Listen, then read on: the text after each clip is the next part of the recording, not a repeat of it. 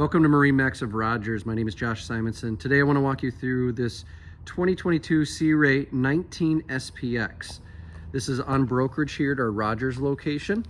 It is listed for $49,900. The boat only has 25 hours on it. This does come with the tower and the bimini. 19 SPX. This has the Mercury 4.5 200 horsepower engine. You got the nice sea decking here on the back, and let's take a look at the interior. All right, welcome aboard this 2022 Sea Ray 19 SPX. We've got the nice sun pad here in the back, and then you've got nice sea decking and some storage as you walk into the boat. You've got some convertible seating here on the port side. You've got your driver's seat here, got storage, and then a built-in cooler underneath that seat right there.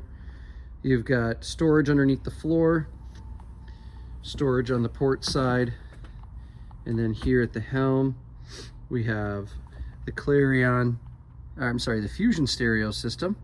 It has Bluetooth in it, 4 speakers throughout the boat. Nice bolster seat here for the driver.